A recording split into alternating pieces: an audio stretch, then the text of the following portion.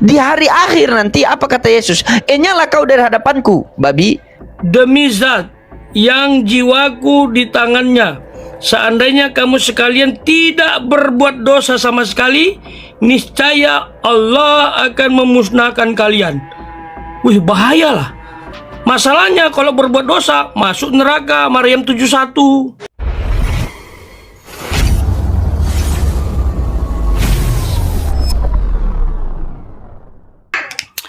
Welcome to khotbah populer. Yesus yang populer harus dikhotbahkan.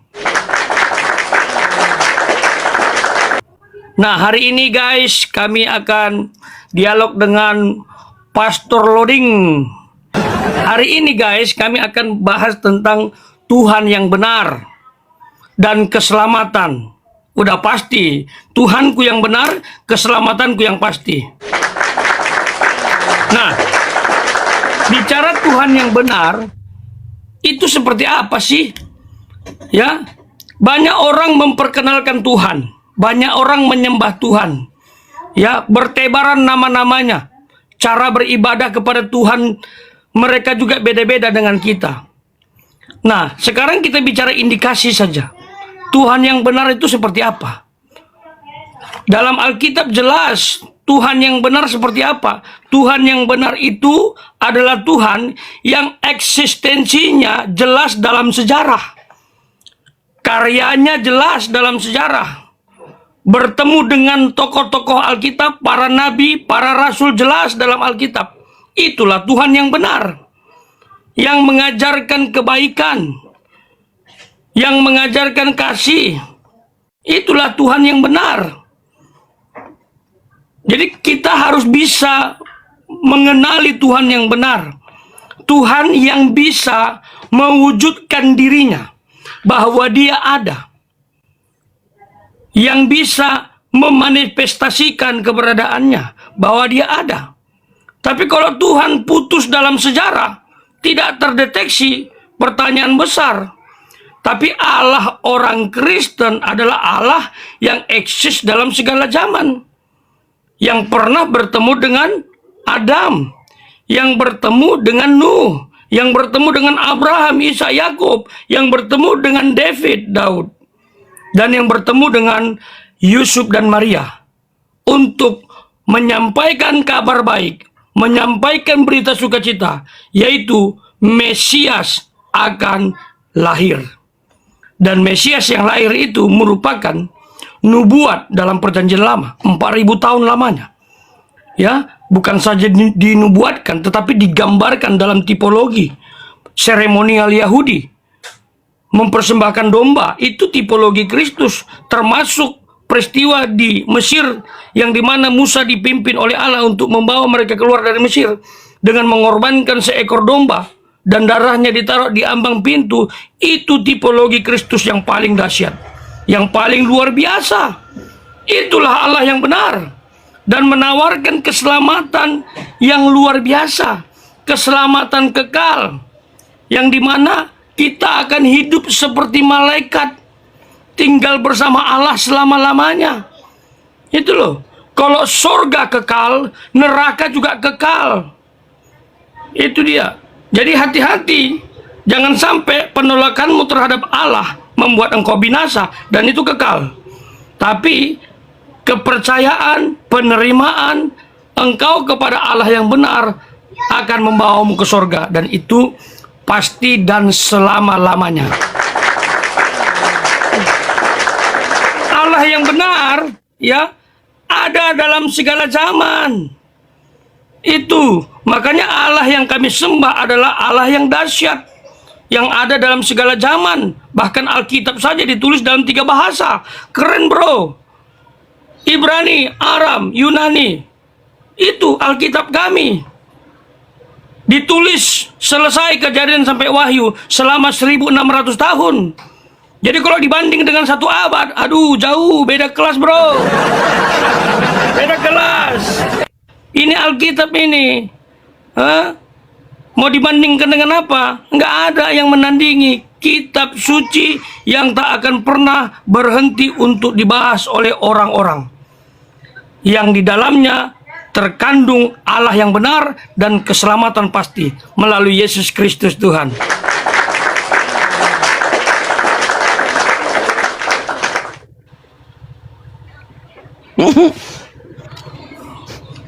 Silakan. Oke.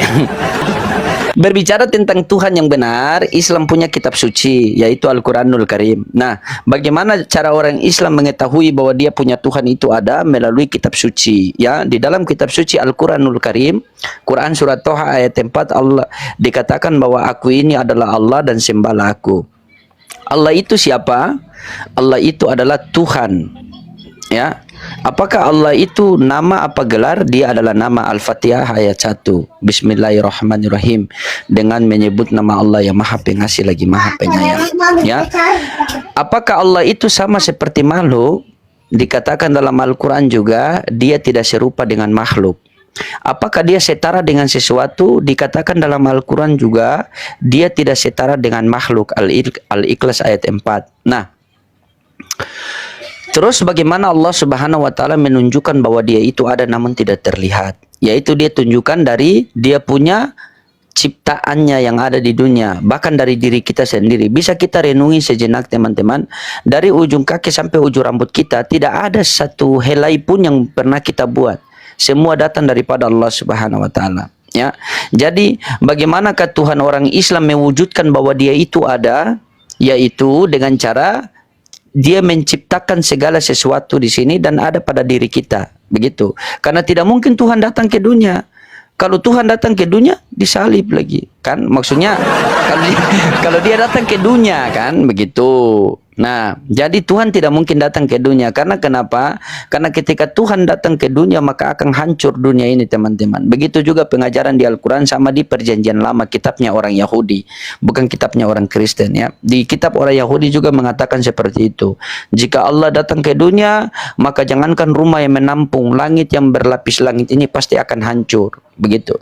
Jadi sangat mustahil pencipta menjadi ciptaan, setelah itu dibunuh oleh penciptaannya sendiri. Nah, ini sudah lain, teman-teman, ya. Tidak mungkin pencipta menciptakan manusia untuk melahirkan pencipta. Nah, ini bisa dipahami selain kita kumpul bersama jemaat-jemaatnya Pak Purnomo.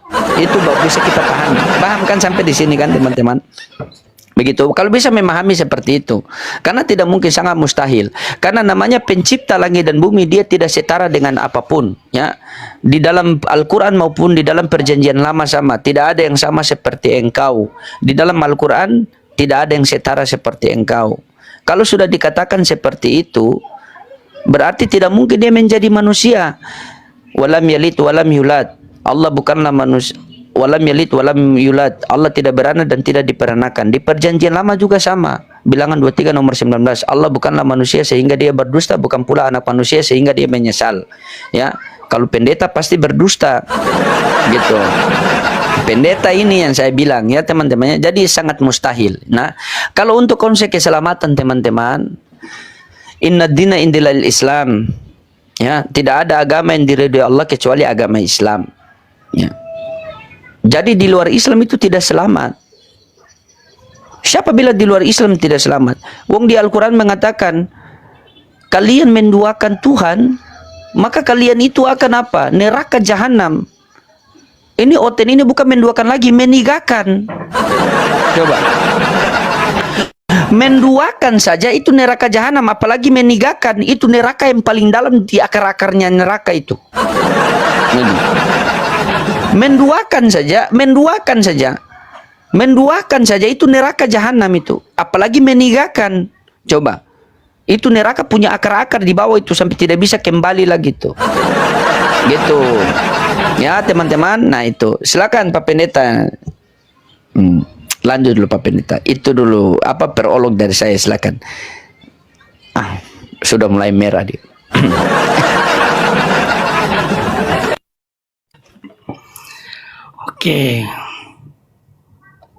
Oke. Awal yang baik. Oke, saudara-saudara, Pastor Loading ini sebenarnya perwakilan polemikus yang lain. Selalu salah paham salah mengenai kealahan Yesus dan kemanusiaan Yesus. Selalu dicampur, selalu hantam kromo begitu. Apalagi pernyataan beliau itu yang mengatakan, masa pencipta dibunuh oleh ciptaannya. Ini logikal yang falasi. Bagaimana mungkin pencipta bisa dibunuh oleh ciptaannya? Sementara pencipta itu ya tak terbatas. Dengan apa kamu bisa bunuh pencipta? Saya tanya, dengan apa kamu bisa bunuh pencipta? Dia tak terbatas, dia penguasa. Gak ada media yang bisa sentuh pencipta. Itu kalau dari segi definisi. Coba klik dalam KBBI, pencipta itu apa? Jadi kalau Anda bangun narasi pencipta dibunuh oleh ciptaannya, itu salah berpikir. Narasi itu nggak boleh digunakan. Ya, yang benar itu kemanusiaan Yesus dibun-bun untuk karya keselamatan yang dikerjakan kealahan. Udah 2000 tahun, cara berpikir masih primitif loh. Sudah saya tunjukkan berkali-kali, ya, dalam 2 Korintus 3 ayat 17, Tuhan itu adalah roh. Itu loh. Tuhan adalah roh. Pertanyaan saya, mungkinkah Tuhan yang adalah roh itu dibun-bun oleh media? Apalagi narasinya dibun-bun oleh ciptaannya. Nggak mungkin. Jadi nggak usah bangun narasi ini turun-temurun. Sampai orang-orang yang kalian muridkan pun di pesantren itu dicuci otaknya bahwa pencipta dibunuh oleh ciptaannya. Itu nggak mungkin ada. Nggak mungkin. Ya, karya ilmiah pun nggak bisa bongkar itu. Karena bagaimana mungkin pencipta bisa dibunuh oleh ciptaannya? Siapa yang bisa bunuh pencipta? Nggak ada yang bisa. Itu loh, jadi cara berpikirnya jangan salah. Tolong dong merdeka.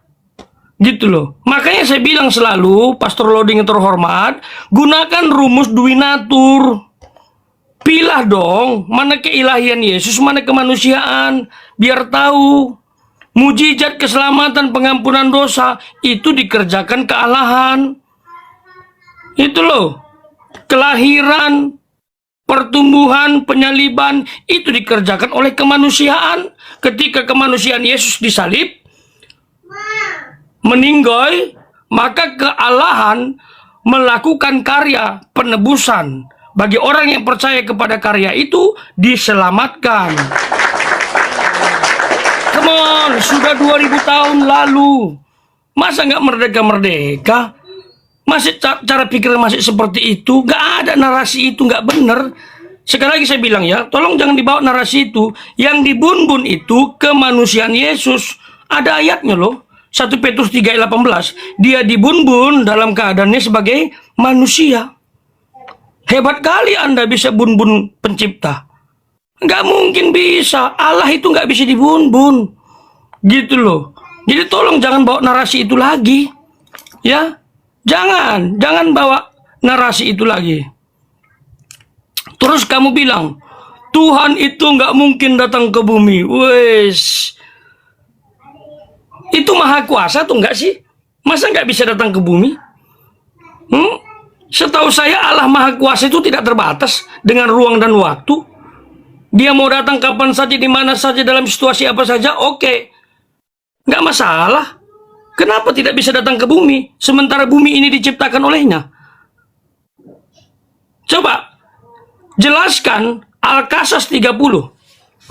Saya mau tahu. Ya, jelaskan Al-Qasas 30. Apa maksud ayat itu? Di sana siapa yang sedang bertemu dengan Musa? Dari sebuah pohon pula. Itu loh. Katanya nggak bisa ke bumi. Tapi Al-Qasas 30 mengatakan, dari sebuah pohon ada suara Allah. Baca itu, jelaskan. Ya, buktikan bahwa Allah itu tidak pernah datang ke bumi. Atau jangan-jangan Anda yang tidak tahu data itu. Terima kasih.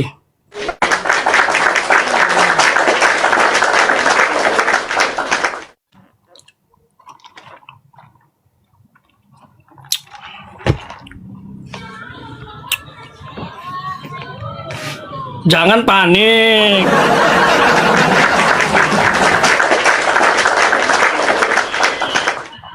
Janji ya nggak pakai emosi ya. Mute. Janji ya nggak pakai emosi ya. Hah? Iya, siapa selama Nanti ini saya emosi? keluar kata-kata mutiara kayak tuk tuk tuk, itu nggak usah ya. Janji ya. Oke, baik, mute. Oke, teman-temannya. Nah, nanti sabar, saya mau bantah dia punya narasi dulu tadi. Ya, jadi dia mengatakan begini tadi. Buktikan kalau Tuhan itu tidak bisa datang ke dunia. Apakah Allah itu tidak maha kuasa sehingga dia tidak bisa datang kepada ciptaannya sendiri? Bang, Pak Pendeta yang terhormat, Allah itu maha kuasa, bisa jadi apa saja, bisa bikin apa saja, bisa datang di mana saja. Bisa, itu semua manusia yakin karena maha kuasanya. Cuma ada 2 poin di sini. Yang pertama, mana dalilnya, dan yang kedua, pantas atau tidak, bukan bisa atau tidak. Anda makan kotoran bisa, tapi pantas atau tidak? Anda pergi ke pasar dalam keadaan telanjang bisa, tapi pantas atau tidak? Pantaskah tidak seorang pencipta seorang pencipta menjadi bukan ciptaan? Seorang pencipta menjadi ciptaan. Yang maha kuasa menjadi tidak maha kuasa, pantas atau tidak? Coba Anda berpikir, Tuhan itu mau jadi apa saja bisa. Dia mau jadi batu, dia mau jadi pohon, mau jadi patung, mau jadi gunung, mau jadi air bisa. Tapi dalilnya mana? Karena berbicara agama harus berlandaskan dengan dalil, bukan ikut selera masing-masing. Bukan. Harus berlandaskan dengan dalil. Apakah bisa Allah datang ke dunia? Bisa. Tapi pantaskah tidak seorang pencipta menjadi ciptaan? Pantas atau tidak? Apakah Anda bisa pergi ke pasar dalam keadaan telanjang? Bisa. Tapi pantas atau tidak? Apakah Tuhan bisa jadi manusia? Bisa. Dalilnya mana? Kan berbicara agama berlandaskan dalil. Berbicara agama kalau tidak berlandaskan dalil maka tidak akan bisa. Ketika Anda membuka tadi Quran surah Al-Qasas mengatakan bahwa Musa bertemu, itu kan suara bukan Tuhan. Nih, kumatikan cam saya ya. Kumatikan kamera saya. Dan setelah itu, nah, kututupi kamera saya begini. Saya mengatakan, Pak Pendeta, ke sini, ke samping pintu kamar mandi. Apakah saya ada di pintu kamar mandi? Kan tidak ada. Kita saja manusia keterbatasan ini. Ketika saya mengatakan Pak Pendeta datang ke samping pintu kamar mandi, apakah saya ada di pintu kamar mandi situ? Kan tidak ada. Melalui alat canggih ini kita bisa berbicara jarak jauh. Bagaimana Tuhan yang maha kuasa yang menjadikan orang punya otak menciptakan alat canggih yang saya di timur, Anda di barat bisa berbicara seperti ini. Nah, yang kedua tadi Anda mengatakan jangan kamu bawa-bawa narasi bunuh Tuhan, bunuh Tuhan. Tuhan tidak bisa dibunuh. Nih, kita sepakat dulu ya. Nih,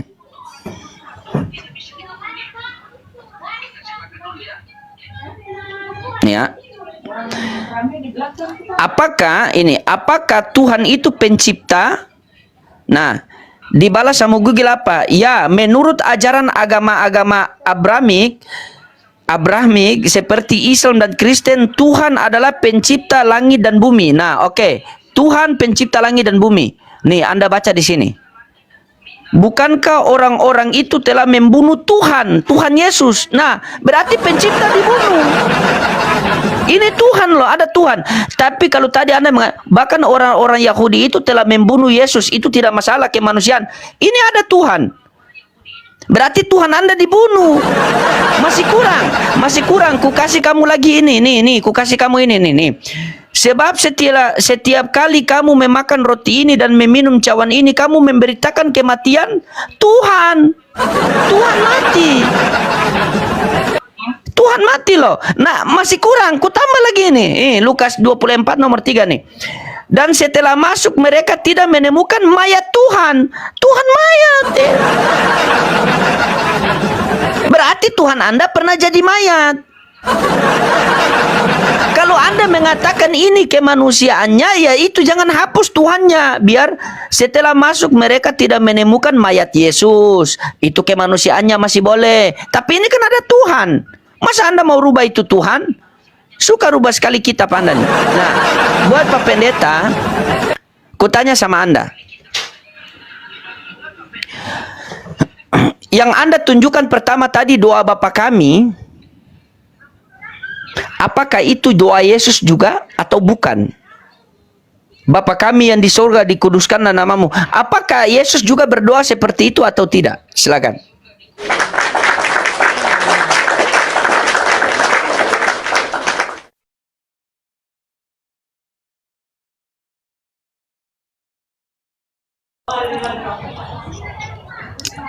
Ya. Haleluya. Mana ini? Gak keluar. Oke, ini nampak sudah tak punya materi, guys. Itu tadi di pengantar awal sudah kita bahas itu doa Bapa kami. Ditanyakan lagi. Kita kan sudah gerak maju. Materinya sudah lebih bagus. Tanya lagi doa Bapa kami itu doa yang didoakan Yesus juga. Tidak ada narasi itu bahwa Yesus berdoa seperti itu. Itu doa yang diajarkan Yesus untuk dilakukan oleh para murid. Karena para murid itu baru mengenal Yesus, baru mengenal sosok Bapa yang diperkenalkan Yesus, gitu loh. Dan jadi cara berdoa begini, Bapa kami yang di sorga, dikuduskanlah namamu, dan seterusnya. Itu. Tapi kalau Yesus berdoa seperti itu, ada nggak narasinya dalam Alkitab Perjanjian Baru? Kalau Yesus doanya itu ya bebas, karena doanya dia itu bentuk komunikasi dengan hakikatnya. Nah itu, saya nggak mau bahas itu lebih dalam karena itu kemunduran kita. Kita materinya sudah maju. Nah, saya yang mau tanggapi itu adalah tentang pernyataan kamu tadi. Mengangkat beberapa ayat yang mengatakan Tuhan mati. Wow, mantap. Itulah narasi kalian terus tanpa memahami esensi yang sebenarnya. Termasuk 1 Tesalonika pasal 2 ayat 15 dan lain sebagainya. Tuhan itu mati, kematian Tuhan. Kamu tahu nggak Tuhan itu apa? Tuhan itu gelar yang disandang Yesus karena dalam dirinya ada unsur keilahian. Makanya Yesus dikatakan Tuhan. Itu. Ketika kemanusiaannya dibunbun, disalib, mati, itu bukan Tuhan. Itu kemanusiaan 100%. Ketuhanannya bisa dibunuh. Nggak mungkin tersentuh media. Tuhan itu gelar, analogi. Saya kasih bantu. Merdeka kalian, sudah 2000 tahun lebih loh. 2025. 2025 tahun. Nggak merdeka-merdeka, selalu aja bilang Tuhan mati. Analogi. Tuhan adalah gelar, sama seperti presiden. Dalam sejarah di Amerika Serikat, berapa presiden yang sudah meninggoy gara-gara dibunbun? Ada banyak, termasuk yang paling terkenal itu adalah Abraham Lincoln. Dor, langsung meninggoy di tempat. Orang bilang presiden Amerika meninggoy. Pertanyaan saya, yang meninggoy itu apa? Presidennya sebagai gelar jabatan itu atau fisiknya Abraham Lincoln? Pahami dulu, presidennya nggak mungkin bisa dibunbun, tapi fisik Abraham Lincoln yang meninggoy, dan itu yang dikubur, bro. Bukan presidennya sebagai gelar jabatannya. Namanya gelar itu nggak bisa dibunbun. Ini bahasa itu mengandung makna yang luas. Jangan tangkap secara hurufiah. Gitu loh. Kita ini orang-orang akademis. Mana bisa bahasa itu ditangkap secara hurufiah. Sementara bahasa itu dalam, punya makna yang luas. Ketika dikatakan kematian Tuhan, bukan Tuhannya yang mati, tetapi kemanusiaan Yesus. Kan sudah ditegaskan dalam 1 Petrus 3:18. Dia dibunbun dalam keadaan sebagai manusia. Ketuhanannya nggak mungkin bisa. Ini bahasa. Kalau kamu tangkap secara hurufiah, ini masalah. Kelihatan kita tidak berpendidikan karena Tuhan adalah gelar, sejajar dengan presiden adalah gelar. Tuhan dan presiden nggak mungkin mati, abadi, gitu loh. Jadi tolong, narasi itu pun salah ketika Anda bilang Tuhan meninggoy. Sekalipun bunyinya seperti itu loh. Sekalipun bunyinya seperti itu, tapi maknanya itu yang Anda harus ungkapkan sebenar-benarnya. Bahwa Tuhan adalah gelar, nggak mungkin bisa meninggoy. Itu loh. Tetapi kalau fisik sudah pasti. Karena Yesus itu bicara dua sisi. Sisi ilahi yang kekal sebagai firman Allah yang adalah Allah. Sisi lain yang kedua adalah kemanusiaan yang dilahirkan Maria. Yang lahir sampai kematian itu 100% manusia, bukan Tuhan. Logikal falasi berkata kalau Tuhan bisa meninggoy, nggak mungkin bisa. Pastor Loading merdeka sudah 2000 tahun lebih, masih saja berpikir seperti itu. Astaga. Terus Al-Qasas 30 kenapa nggak dijelaskan secara lengkap? Pakai analogi begini lagi, apa itu? Tutup kamera, jelaskan suara itu dari mana? Dari bumi kah? Atau bagaimana? Gitu loh.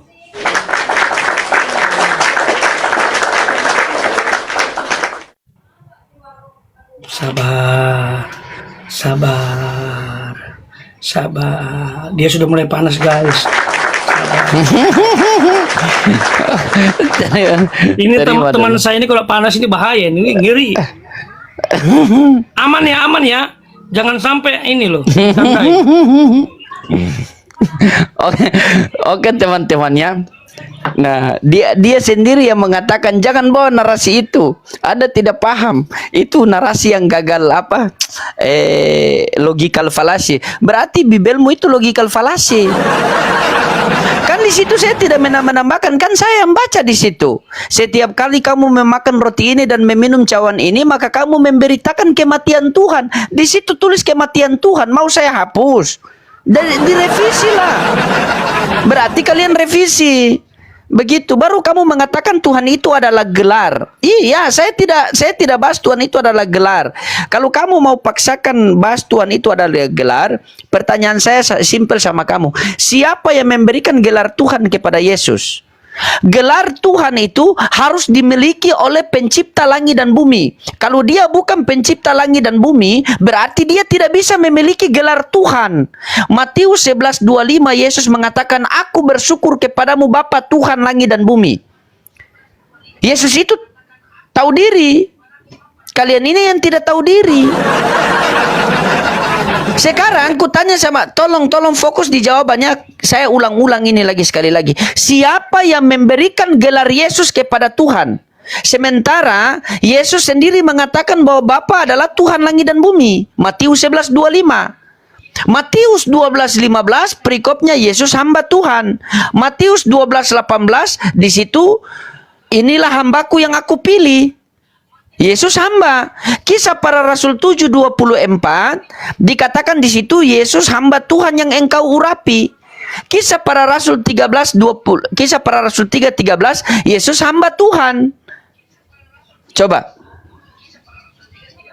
Nah, Yesus hamba Tuhan berarti Yesus ini tahu diri yang Tuhan adalah Bapa. Karena gelar Tuhan itu hanya bisa dimiliki oleh pencipta langit dan bumi. Kalau dia bukan pencipta langit dan bumi, dia tidak bisa memiliki gelar Tuhan. Nah sekarang, siapa yang memberikan gelar Tuhan kepada Yesus itu? Siapa yang memberikan itu? Untuk mendapatkan gelar presiden, berarti dia harus menjadi pemimpin negara. Baru bisa mendapatkan gelar presiden. Kalau dia cuma pemimpin RT, tidak bisa. Kalau dia cuma pemimpin kabupaten, tidak bisa dapat gelar presiden, tidak bisa. Jangan paksakan seorang RT kamu jadikan presiden, seorang RT kamu bergelar presiden, jangan. Maka ketika kamu memaksakan seorang RT seorang RT itu kamu paksakan bergelar presiden, maka RT itu akan marah. Sebagaimana Yesus ketika kamu paksakan dia Tuhan, maka apa kata Yesus? Barang siapa yang memanggil aku Tuhan, Tuhan, Tuhan, bernubuat demi namaku, mengusir setan demi namaku, mengadakan mujizat demi namaku, di hari akhir nanti apa kata Yesus? Nyala kau dari hadapanku, babi. Maksudnya pemakan babi. Kan Yesus kan tidak makan babi kan? Begitu. Yesus mengatakan seperti itu loh. Karena Yesus mengatakan Bapa yang Tuhan, sembahlah Tuhan Allahmu, kepadanya kamu harus berbakti. Di Markus 29 sampai 30 sudah jelas. Hukum yang terutama ialah, wahai orang Israel, Tuhan Allah kita, Tuhan itu Esa. Kasihilah Tuhan Allahmu segenap hatimu dan sepenuh akal budimu. Coba. Sekarang Anda mau apa? Coba Anda fokus di pertanyaan saya. Ya, fokus di pertanyaan saya. Siapa yang memberikan gelar Yesus siapa yang memberikan gelar Tuhan kepada Yesus? Sementara gelar Tuhan ini harus dimiliki pencipta langit dan bumi.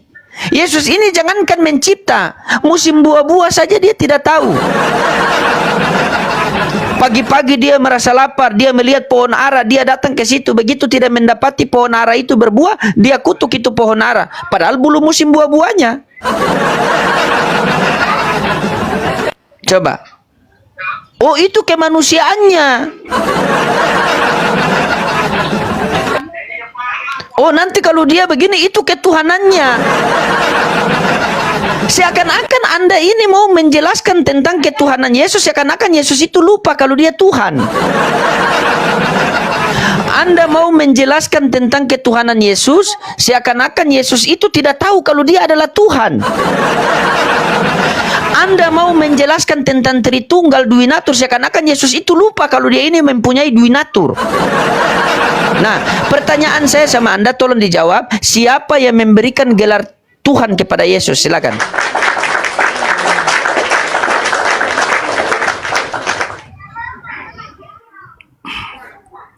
Teman-teman, kalian saksi ya. Nggak berani Pastor Loading bahas Al-Qasas 30, nggak berani dia menghindar, itu loh. Mana mau dia bahas itu? Coba lihat, menghindar kan? Ini kali kedua saya minta ya. Setelah ini bahas itu Al-Qasas 30, ya. Jangan menghindar. Aduh, habis waktu untuk membahas yang lain. Hargai dong teman dialog. Aku meminta pertanggungjawabanmu yang mengatakan bahwa Allah tak mungkin ke bumi, atau Allah nggak mungkin ke bumi. Al-Qasas 30 itu jelaskan apakah itu Allah ke bumi atau bagaimana bertemu dengan Musa. Itu loh, jelaskan itu, jangan menghindar. Ini kali kedua saya minta. Setelah saya sampaikan ini, Anda bahas itu. Ya, kalau tidak berarti Anda melarikan diri dari ayat itu. Nah, teman-teman, sudah mulai dia kan? Udah keluar kata babinya kan? Nah, itu, ini udah mulai. Pastor Loading gitu loh. Ah, ciri khasnya itu, ya. Setelah babi nanti dia bahas apa lagi? Siap-siap, ya. Tapi orang Kristen penuh kasih, kami sudah biasa menerima ucapan seperti itu. Sama seperti kalian juga sudah biasa menerima ucapan onta dan kencingnya, kan gitu. Tidak pakai emosi ya, tidak pakai marah ya. Tapi keren hari ini banyak senyum dia karena mau Ramadan ya kan. Nanti kalau Ramadan saya ajak dialog Pastor Loading ya. Saya babat di situ karena nggak mungkin marah, batal puasanya. Tolong jangan melarikan diri ya. Aku waktu Ramadan akan dialog terus sama Pastor Loading. Macam-macam dia, marah dia, batal puasanya. Oke. Nah, ditanyakan mengenai siapa yang berikan gelar pada Yesus, gelar Tuhan. Nah, ini nggak paham Yesus itu siapa. Paham nggak siapa Yesus? Gelar yang disandang Yesus sebagai Tuhan itu otomatis disandangnya. Otomatis. Karena Yesus itu adalah firman menjadi manusia. Apa maknanya? Firman itu berubah keadaan menjadi satu dengan insani. Makanya Yesus dikatakan Tuhan. Karena ada unsur keilahian. Dalam Kolose pasal 2 ayat 9 dikatakan, segala kepenuhan kealahan berdiam dalam jasmani Yesus. Makanya kalau kalian bangun narasi, Allah jadi manusia sehingga kealahannya hilang, itu salah. Yang benar itu kealahan satu dengan kemanusiaan. Kealahannya tetap murni, tidak berubah. Kemanusiaannya pun tetap tidak berubah. Tapi satu, itulah keunikan Yesus. Jadi, yang memberi gelar Yesus sebagai Tuhan, itu adalah Allah itu sendiri. Dan disandangnya secara otomatis. Itu loh. Waktu malaikat ketemu dengan Maria, malaikat berkata, ini peneguhan ya, bahwa Maria akan mengandung anak. Itu adalah anak Allah yang maha tinggi, dan berilah dia nama Yesus. Itu kata malaikat. Bahkan dipertegas dalam Lukas pasal 2 ayat 11. Itu loh, telah lahir juru selamat. Itu loh, Kristus Tuhan. Kristus gelar kemanusiaannya karena diurapi oleh Allah.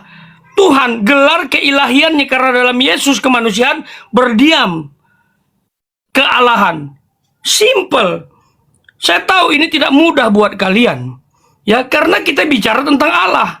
Bagaimana mungkin dengan otak kita yang kecil, kita bisa jelaskan kealahan dengan sempurna? Nggak bisa. Tetapi setidaknya kita paham ya, bahwa Allah itu telah berkarya mengambil rupa manusia. Itu loh.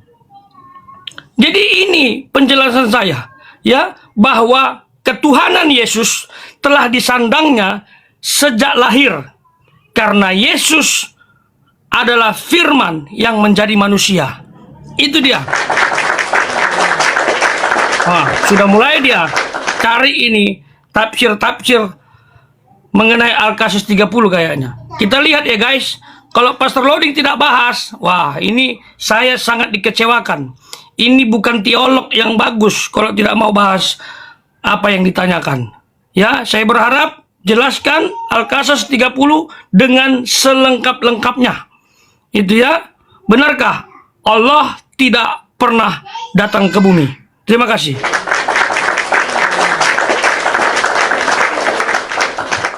Pak Pendeta, sudah saya sampaikan.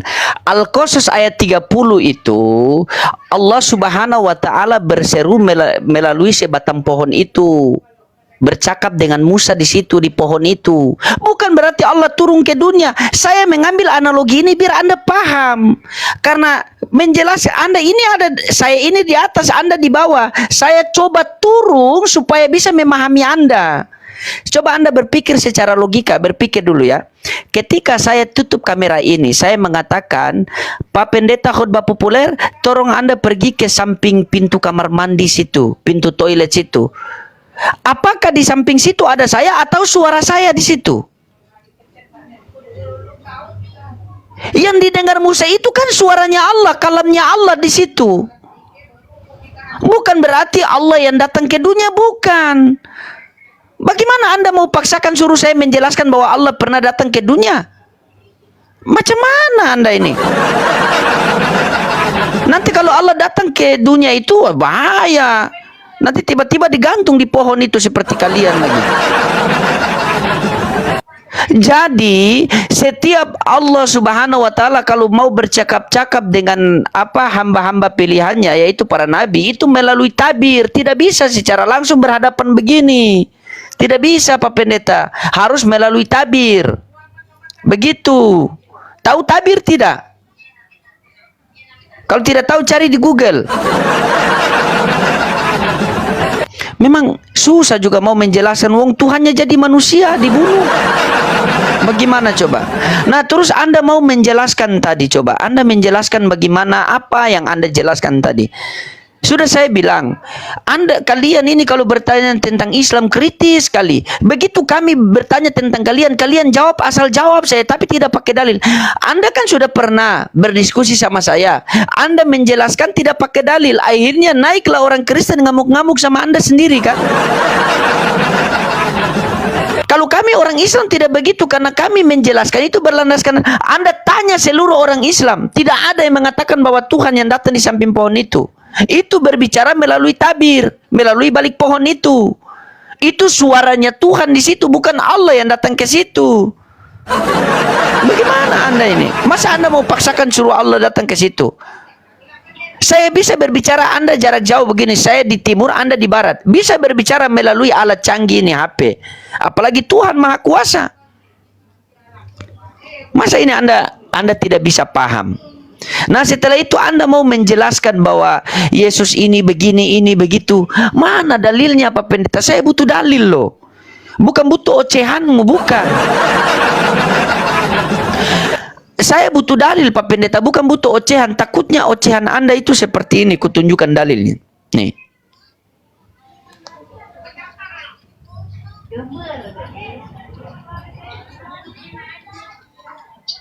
Nih, takutnya ocehan Anda itu seperti ini Pak Pendeta, yang saya takutnya. Nih. Takutnya itu berbicara itu Bibel Anda sendiri yang mengatakan nih, Anda perhatikan nih. Di dalam Yesaya 28 nomor 10 nih. Sebab isinya cuma ocehan yang tidak ada artinya seperti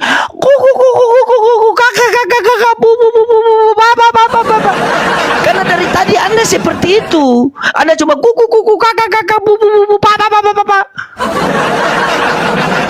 kasih dalil sama saya biar saya buka dalilnya.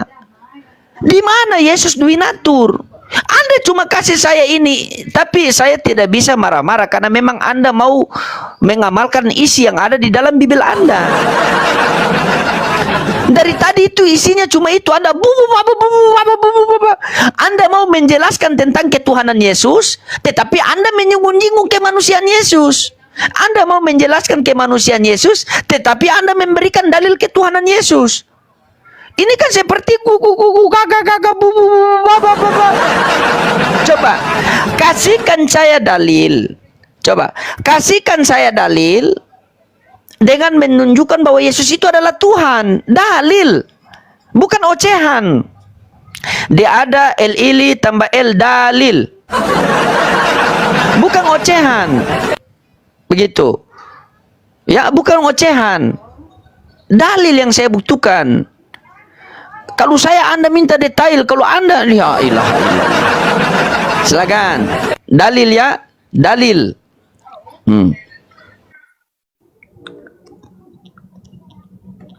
Oke, Pastor Loading ya, terima kasih. Kita kasih waktu dulu ya. Ini ayat yang Anda gunakan tadi ya. Ini. Mana bunyinya? Itu terjemahan apa itu, nggak jelas itu. Kaku kuku apa itu? Ini ayat yang Anda gunakan itu. Janganlah sembarang mengutip ayat. Aduh. Nggak ada bunyinya seperti yang tadi. Kaku kuku mana ada? Yesaya 28 ayat 10 loh. Ini bunyinya. Aduh, tega kali Anda ini loh. Waduh, please deh, please. Jangan menghalalkan segala cara untuk berdialog. Ayat apa yang Anda kutip itu?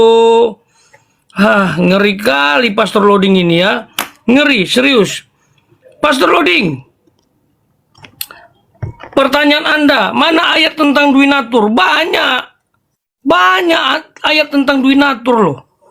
Yohanes 1 ayat 14. Duinatur, firman menjadi manusia. Ada firman yang adalah Allah, ada manusia anak Maria. Duinatur. Lukas pasal 2 ayat 11. Kristus gelar kemanusiaan, Tuhan gelar keilahian. Duinatur. Apalagi yang Anda mau minta tentang Yesus Duinatur? Banyak ayatnya. Hanya saja Anda tak bisa menerimanya karena ilmu ini berat, dalam, panjang, lebar, luas. Gitu loh. Metafisik, bro. Gitu loh. Jadi Anda bertanya tentang Duinatur, wah itu pertanyaan basi. Kita sudah bahas berkali-kali. Apalagi tentang Yesus Tuhan. Nanti saya gunakan ayatnya, Anda bilang itu bukan Tuhan, itu Tuhan. Nah, kayak gitulah selalu. Kurang apa lagi loh? Yohanes menjelaskan tentang praeksistensi Yesus sebagai firman Allah yang kekal. Firman Allah adalah Allah. Yohanes 13 ayat 13, Anda tolak juga pasti. Dia guru dan Tuhan. Oh, di situ bukan Tuhan, tapi Tuhan. Oke. Sekarang kita pakai pernyataan Thomas. Yohanes 20 ayat 28. Di situ Thomas mengakui bahwa Yesus adalah Tuhan dan Allah. Nah, nanti katanya nggak pakai dalil. Saya tunjukkan dalilnya ya. Ini loh. Susah memang sama Pastor Loading ini. Ini. Kok bisa ini ayat ini? Ini saksi mata loh. Ketika Yesus bangkit, Thomas mengakui dengan keadaan sadar Thomas menjawab dia, "Ya Tuhanku dan Allahku." Ini loh, ini pernyataan Thomas, saksi mata yang hidup sezaman. Anda mau ragukan? Thomas bilang, "Ya Tuhanku dan Allahku." Double loh. Oh, dahsyat ini. Mau tolak ini? Aduh, kebangetan. Saya lebih percaya saksi mata yang lihat langsung siapa Yesus. Orang Yahudi yang percaya tentang nubuat Yeshua HaMasyiah daripada Anda yang mengaburkan kebenaran. Itu loh, para murid dalam Matius pasal 28 ayat 9, proskuneo, mereka menyembah Yesus. Kenapa para murid menyembah Yesus? Karena Yesus adalah Allah. Tapi kealahan itu tidak merujuk kepada kemanusiaan yang dilahirkan Maria, tetapi merujuk kepada ilahinya sebagai firman Allah yang hidup. Itu loh. Yang sebenarnya orang-orang Majus telah menyembah ketika Yesus lahir. Itu loh. Bahkan iblis pun itu menyembah supaya jangan dihukum.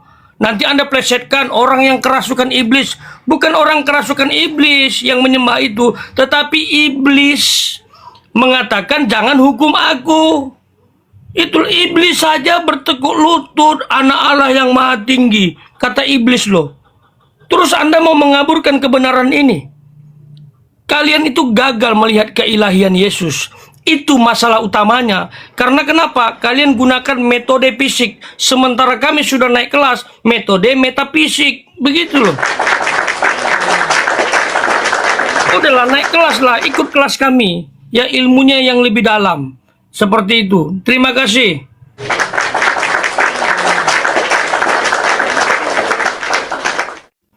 Anda mengutip tadi Lukas 2 nomor 11. Nih, Lukas 2 nomor 11. Nih. Hari ini telah lahir bagimu juru selamat Kristus Tuhan di kota Daud. Kalau Anda mengatakan yang lahir ini duinatur, berarti yang lahir itu Tuhan, Tuhan manusia. Hati-hati kalau Tuhan, besok-besok direvisi jadi kuman, bahaya. Nah, yang kedua, ini malaikat salah berita. Kenapa di sini katakan Tuhan, tetapi di Lukas 1:31 dikatakan sesungguhnya engkau akan mengandung dan melahirkan seorang anak laki-laki. Seorang anak laki-laki bukan anak Tuhan. Bagaimana di Lukas 1:31 diberitakan melahirkan seorang anak laki-laki, begitu brojol di Lukas 2 nomor 11 yang keluar Tuhan. Berarti malaikat pertama salah informasi. Anda mengatakan ini, hari ini telah lahir bagimu juru selamat Kristus Tuhan di kota Daud. Ini salah terjemahan. Yang benar itu hari ini telah lahir bagimu juru selamat Kristus Tuhan di kota Daud. Kristus yang diurapi Tuhan. Kenapa saya mengatakan itu salah terjemahan? Anda lihat nih. Nih. Nih. Perhatikan sini. Mana ya? Di Kisah Para Rasul 4:27. Nih, sebab sesungguhnya telah berkumpul di dalam kota ini Herodes dan Pontius Pilatus beserta bangsa-bangsa dan suku-suku bangsa Israel melawan Yesus hambamu yang kudus yang engkau urapi.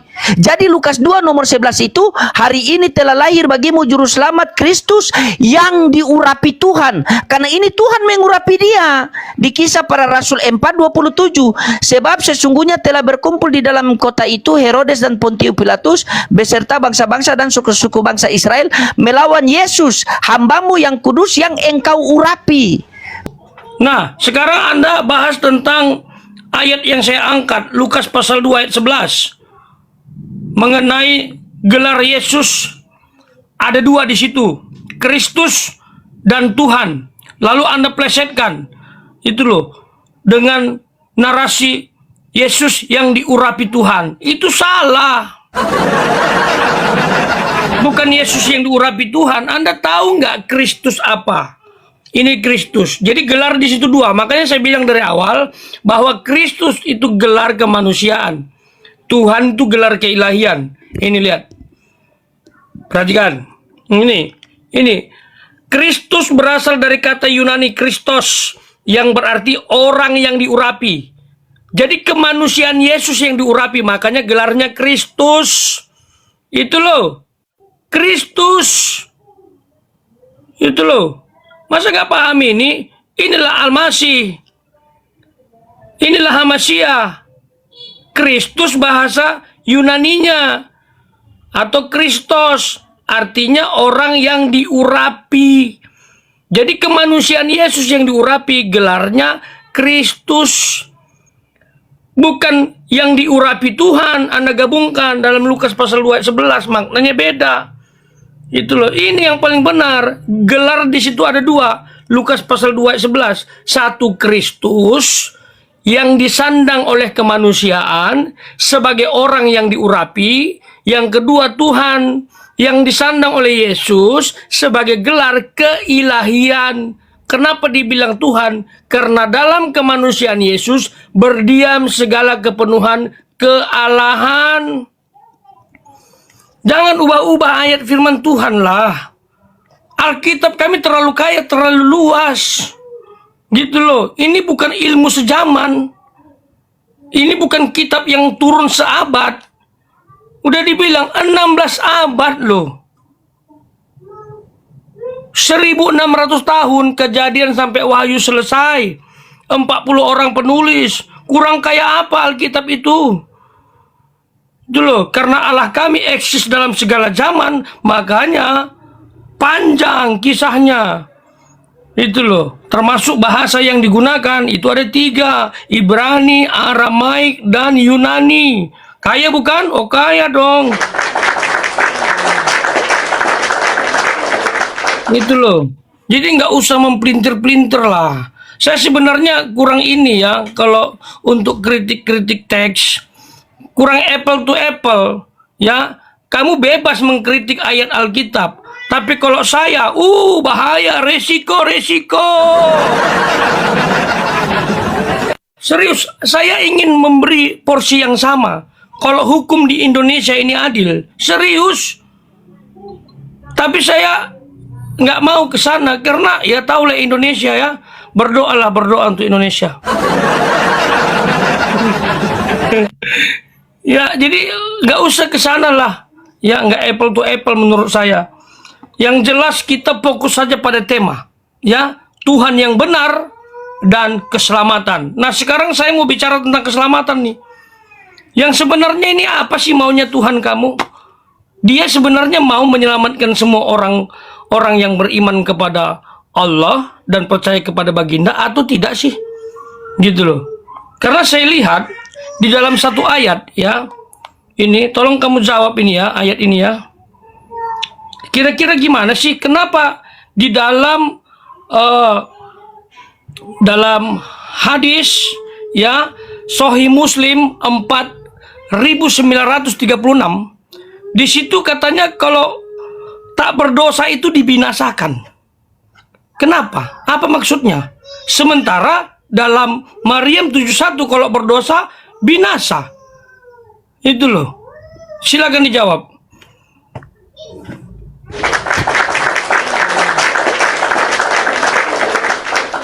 Oh, dalam ini guys, dalam keselamatan berat.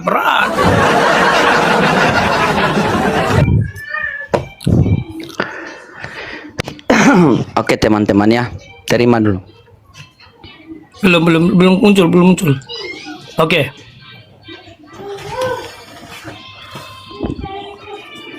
Jadi teman-teman, saya lihat Pak Pendeta ini sudah mulai agak-agak kan? Ditanya apa, jawabnya apa, ya.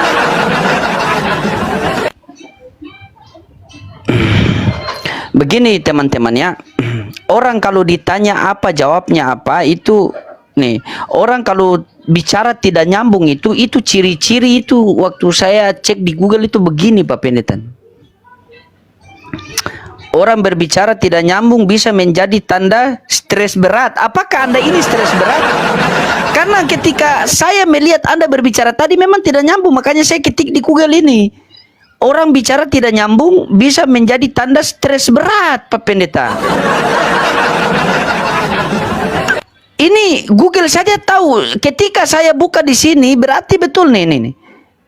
Mereka tulis, coba perhatikan sini, oi. Perhatikan sini nih. Di dalam Quran surah Al-Baqarah ayat 18 dikatakan begini. Mereka tuli bisu lagi buta sehingga mereka tidak dapat kembali. Ternyata begitu buka di Ulangan 28 sama.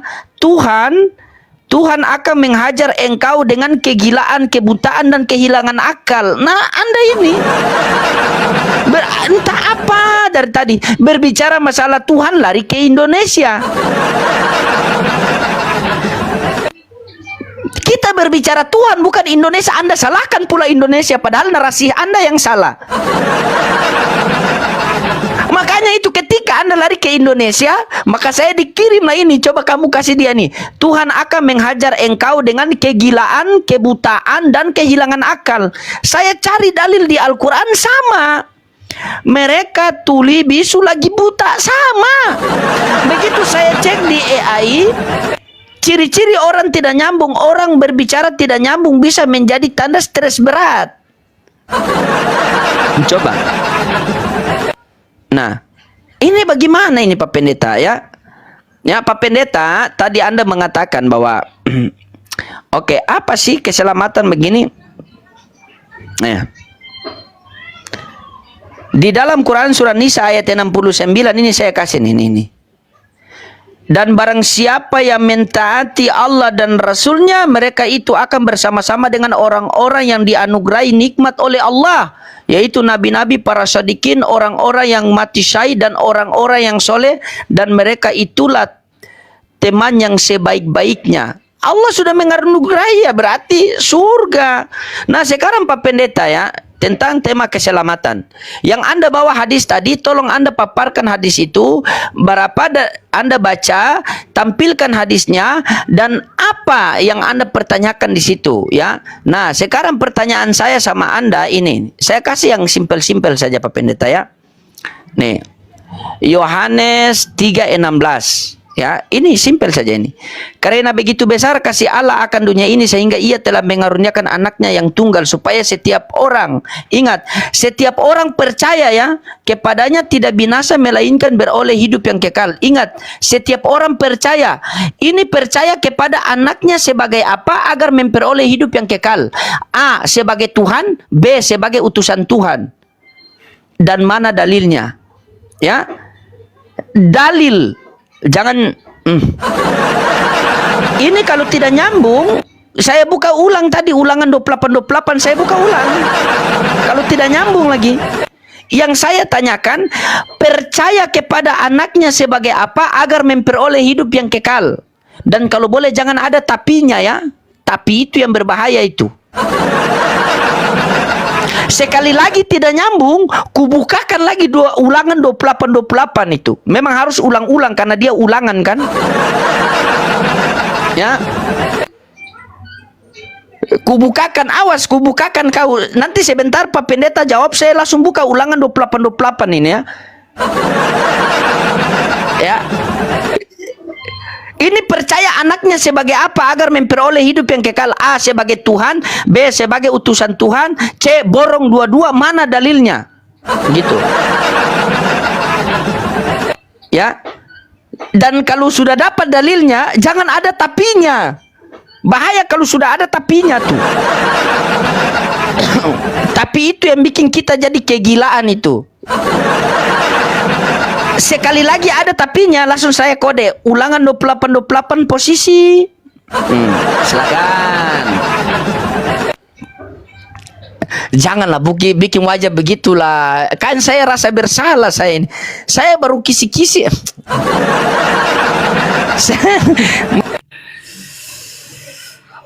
Oke, Pastor Lading. Wis, ya kan? Oke, kamu berlebihan menurut saya. Kamu bilang nggak nyambung, tapi nggak jelas apa yang nggak nyambung. Aduh, cuman penilaian sepihak saja. Nggak nyambung. Gunakan ini, gunakan itu untuk menunjukkan saya nggak nyambung. Tetapi apa yang nggak nyambung itu biar saya bisa klarifikasi. Jangan nggak nyambung, terus bahas topik lain. Aduh. Ini saya dirugikan gitu loh. Ini saya dirugikan. Kamu bilang saya nggak nyambung, saya dirugikan. Padahal kamu nggak jelas. Apa yang tidak nyambung itu supaya saya bisa klarifikasi. Nggak adil dong. Ya, nggak adil ketika kamu nggak tunjukkan data yang saya sampaikan nggak nyambung. Itu loh. Tunjukkan datanya. Apa yang tidak nyambung itu baru saya terima dengan lapang dada. Ini cuma bilang nggak nyambung, tapi datanya nggak ada. Itu mengada-ngada, fitnah juga bisa. Oke, kamu angkat Yohanes 3 ayat 16 ya. Kita baca dulu ya. Yohanes 3 ayat 16. Ini ya. Karena begitu besar kasih Allah akan dunia ini, sehingga Ia telah mengaruniakan anaknya yang tunggal, supaya setiap orang yang percaya kepadanya tidak binasa. Yang kamu tanyakan, percaya kepadanya dalam sisi apa kan? Kemanusiaankah atau ketuhanan begitu? Percaya kepadanya dalam hal apa? Sebagai utusankah? Sebagai Tuhankah begitu? Jelasnya begini, dalam konteks ini, kasih Allah yang besar mengutus Yesus Kristus dari sisi keilahian untuk menambah natur kemanusiaan melalui proses kelahiran.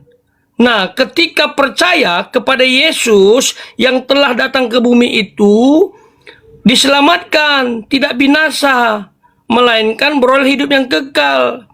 Tapi tahu nggak makna percaya di sini? Ya, kalau dalam Roma pasal 10 ayat 9, di situ percaya harus lengkap, disertai dengan mengaku dengan mulut, percaya dalam hati bahwa Yesus Tuhan dan Allah membangkitkan Dia dari antara orang mati, maka diselamatkan. Itu loh. Itu yang dimaksud percaya, mengaku dengan mulut, dan percaya kepada Yesus sebagai Tuhan. Ini yang dimaksud. Yesus itu diutus oleh Bapa karena kasihnya, dan orang yang percaya kepadanya tidak binasa, melainkan beroleh hidup yang kekal. Itu yang ditegaskan. Itu loh. Jadi percaya sebagai Tuhan. Itu loh. Kalau percaya kepada Yesus sebagai Tuhan, maka beroleh hidup yang kekal, tidak binasa. Keren kan? Itu ayat itu. Nggak usah lari kemana-mana. Percaya sebagai apa? Percaya bahwa Yesus diutus oleh Allah. Itu loh. Percaya sebagai Tuhan dan menerima Dia dalam hati, maka kamu akan diselamatkan, tidak binasa, beroleh hidup yang kekal. Dan itu pasti, bukan mudah-mudahan. Nah, ini ayat yang ku tanyakan tadi ya. Pegangan kamu. Wah, ini saya bertanya-tanya ini ya. Dalam hadis ya. Hadis Sahih Muslim 4936. Catat dong. Aduh, layarnya di mana itu layarnya? Catat ya, catat. Nanti bilang nggak lihat ayatnya, buang-buang waktu saja. Nah, Sahih Muslim 4936. Kita lihat bunyinya ya. Nah, saya langsung dari sini saja.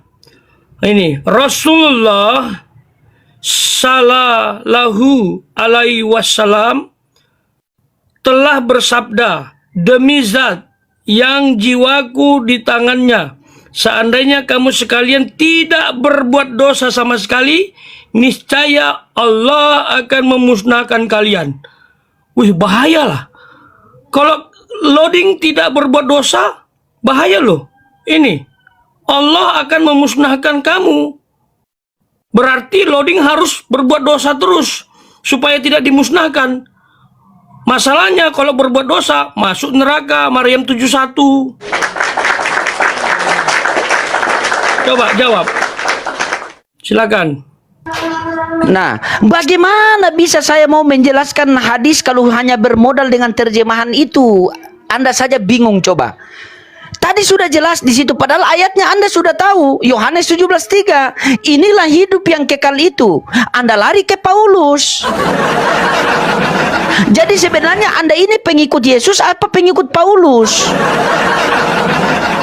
Yohanes 17:3, inilah hidup yang kekal itu, mengenal engkau satu-satunya Allah yang benar dan mengenal Yesus Kristus yang telah engkau utus.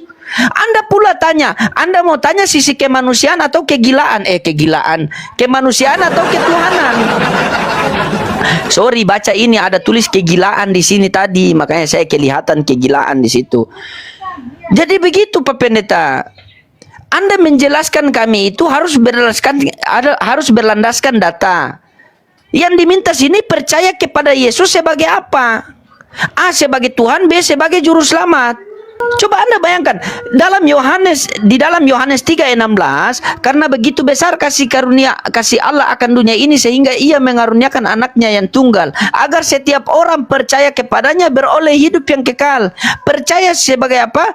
Percaya sebagai utusan Tuhan. Dalilnya mana? Yohanes 17:3. Inilah hidup yang kekal itu, mengenal engkau satu-satunya Allah yang benar dan mengenal Yesus Kristus yang telah engkau utus. Ini sudah jelas. Ini dalil yang untuk mendapatkan hidup yang kekal. Anda lari tadi di Roma pula. Apa yang di Roma itu? Justru itulah si penyesat yang akan memakai nama Yesus dan menyesatkan seluruh orang demi nama Yesus. Itulah si penyesat itu. Anda membawa narasi si penyesat untuk membenarkan narasi Anda. Yesus sendiri mengatakan waspadalah terhadap nabi-nabi palsu. Nanti dibilang pula Paulus kan bukan nabi. Waspadalah terhadap nabi-nabi palsu yang akan datang di tengah-tengahmu. Yang datang di tengah-tengah murid Yesus itu siapa? Nabi Muhammad atau Paulus? Coba. Dia akan menyesatkan orang menyeberangi lautan, menjelajahi daratan. Siapa yang menyeberangi lautan? Paulus. Dia akan menyesatkan orang pakai namaku. Siapa? Paulus. Kita berbicara tentang Yesus, bukan tentang Paulus. Anda mau membuktikan tentang ketuhanan Yesus sehingga si penyesat punya narasi pun Anda ambil. Padahal Paulus sendiri sudah mengatakan Paulus sendiri sudah mengatakan ini. Ini kalau Anda nih. Paulus sendiri yang berkata ini, coba. Nih. Di 2 Korintus 11:17. Apa yang aku katakan, aku mengatakan bukan sebagai seorang yang berkata menurut firman Tuhan, melainkan sebagai seorang bodoh yang berkeyakinan bahwa ia boleh bermegah. Itu. Paulus sendiri mengatakan seperti itu. Anda pergi ambil pula surat Paulus. Coba, Anda kasihkan saya data yang valid. Di mana datanya dengan menuhankan Yesus akan memperoleh hidup yang kekal? Jawab. Saya sudah jawab loh. Ya, saya sudah jawab mengenai ayat yang kamu angkat itu. Gunakan saja TB, sudah. Saya nggak mau berkecimpung di situ karena tidak apple to apple. Lagian keluar dari konteks, kita bahas Tuhan dan keselamatan kok. Ngapain bahas itu? Kamu kurang kerjaan aja, lari dari konteks. Nggak biasa kamu dialog. Gimana sih? Fokus ke tema dong. Tuhan yang benar dan keselamatan. Saya semua bicara tentang Tuhan dan keselamatan. Saya nggak menyimpang ke kanan ke kiri. Bahkan Roma pasal 10 ayat 9 saya kutip hanya sebagai referensi. Kamu lari ke Paulus. Kamu kutip Matius pasal 7 yang jelas di situ nabi yang menyamar seperti domba, dia serigala. Kamu bilang itu untuk Paulus. Kamu gunakan lagi dengan kata secara vulgar penyesat. Itu nggak toleransi, bro. Please lah. Makanya saya dari awal saya berharap tidak mengarah ke sana. Kalau junjunganmu dibuat begitu, kumpulkan pasukan pasti. Nggak bisa. Kamu harus toleransi, Pastor Loding. Hormati si penganutnya. Jangan sampai keluar narasi yang berkata demikian. Itu junjungan orang Kristen, yang dimana bagi kami Paulus itu figur yang paling penting, utama, gitu loh. Bahkan rasul terbanyak menulis surat yang dipakai Tuhan. Bahkan rasul penginjilan yang paling luas sampai ke Roma. 4 kali perjalanan. Tiba-tiba kamu bangun narasi seperti itu. Nggak boleh dong. Nggak toleransi namanya. Inilah pemicu pertikaian. Serius. Rungkat kita nanti kalau kita bahas begitu-gitu. Apalagi dengan istilah pesat-sat-sat-sat gitu. Terus Nabi Paslu gitu. Aduh, rungkat. Saya udah biasa. Kalau ucapkan itu langsung. Semoga ini TikTok aman ya. Gak usah lah gitu. Come on, dialog. Dermawan gitu loh. Akademis gitu loh. Hindari pernyataan yang indikasi intoleran. Gak boleh. Kalau porsi yang sama diarahkan ke kamu, wah serius yakin saya akan dicari. Saya percaya itu. Sudah banyak yang kena kan? Jadi please lah jangan begitu. Selalu berat di kami. Jadi nggak usah. Kalau kayak gitu dialog saya udah malas gitu loh. Karena Alkitab Kejadian sampai Wahyu itu bisa dikutip. Karena firman Allah itu semua. Itu loh. Itu firman Allah benar tanpa salah. Dalam konteks teks asli. Itu loh. Itu sah dikutip. Mau saya kutip kitab apapun boleh selama dari Alkitab. Tapi ketika saya kutip surat yang ditulis Paulus, selalu narasimu sama. Gitu loh. Kamu tolak, nggak boleh lah. Terlalu terang-terangan berkata dia si penyesat. Itu nggak boleh guys. Nggak boleh ya. Siapapun Anda yang mendengarkan ini, please dah. Ya. Supaya kita betul-betul bisa berdampingan dalam keberagaman. Saling menjagalah. Bhinneka Tunggal Ika itu kita bangun walaupun berbeda, walaupun kita berdialog. Kalau sudah kayak gitu narasinya sudah ribet lah. Sementara porsi yang sama nggak bisa kulakukan. Itu loh. Terancam. Dan kamu tidak angkat Sahih Muslim yang kubahas. Sedikit pun nggak. Coba, nggak fair kan? Ngapain kamu berlama-lama dengan ayat yang keluar dari tema? Ngapain kamu berlama-lama dengan Paulus? Yang sebenarnya nggak ada korelasi dengan keselamatan yang kita bahas. Kecuali kalau kita bahas kitab suci. Yang ditulis Paulus baru relevan. Nah, saya angkat tentang keselamatan yang dibahas oleh Sahih Muslim 4936. Ini loh. Nggak kamu angkat sama sekali. Dikatakan demi zat yang jiwaku di tangannya, seandainya kamu sekalian tidak berbuat dosa sama sekali, niscaya Allah akan memusnahkan kalian. Yang kutangkap begini, kalau Pastor Loading tidak berbuat dosa, maka Allah akan musnahkan. Itu kalimatnya. Saya nggak ngarang kan? Ini lihat. Ini. Kalau kayak gini pun saya dimusuhi, ribet lah. Saya kan hanya menyatakan ini, yang tertulis ini. Benar kan begini ayatnya? Kalau tidak berbuat dosa sama sekali, niscaya Allah akan memusnahkan kalian. Ini dijawab. Itu loh. Jangan kemana-mana bro.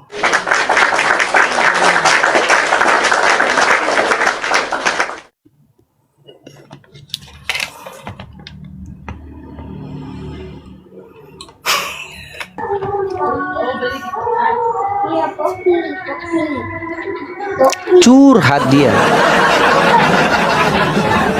Silakan, terima. Oke, Anda mengatakan jangan begitu, makanya itu buanglah. Ini Anda punya kitab suci kalau begitu. Nih, kutunjukkan ya. Jangan dulu Anda apa nih? Nih. Jangan pedis. Rasa bawang. Nih. Di dalam Matius 7:15, waspadalah terhadap nabi-nabi palsu yang akan datang kepadamu. Ini siapa? Murid-murid Yesus. Pertanyaan yang simpel. Yang datang kepada Yesus itu, yang datang kepada murid-murid Yesus itu siapa? Paulus atau Nabi Muhammad? Otomatis Paulus. Waspadalah terhadap nabi-nabi palsu yang akan datang kepadamu. Ayo, siapa yang datang kepada murid-murid Yesus kalau bukan Paulus? Nah ini, dengan menyamar seperti domba, tetapi sesungguhnya mereka adalah serigala yang buas. Serigala itu dari suku mana? Nih, kau baca di sini nih. Binyamin adalah seperti serigala yang menerkam. Dari suku Benyamin. Nah sekarang siapakah suku Benyamin itu? Nih Roma 11 nomor 1. Maka aku bertanya, apakah Allah mungkin telah menolak umatnya? Sekali-kali tidak, karena aku sendiri pun orang Israel dari keturunan Abraham dari suku Benyamin. Paulus yang mengaku, saya yang Anda salahkan. Memang Anda ini selalu bertentangan dengan Bibel. Sudah ku kasih ayat coba. Memang kalian ini dikasih Bibel tolak, dikasih Bibel tolak, dikasih babi makan. Ini yang saya heran sama kalian. Kami orang Islam bernarasi sesuai dengan apa yang tertulis di Bibel Anda. Anda mengatakan tidak toleransi, padahal Anda telur asin. Tidak perlu mengajarkan orang Islam itu toleransi. Kami sudah dari kecil itu ajarkan anak kami itu toleransi. Saking toleransinya kami pun, itu kami punya Al-Quran itu tidak ada yang dari Ibrani-Ibranian, tidak ada. Dari ke Yunani-Yunanian tidak ada. Tetapi Kristen ada yang ke Arab-Araban. Coba. Di mana toleransi kalian kalau begitu? Saking toleransinya kami itu sehingga dikatakan lakum dinukum waliyadin. Begitu. Ketika Islam Anda tuntut pakai toleransi, nah sekarang kalian telur asin.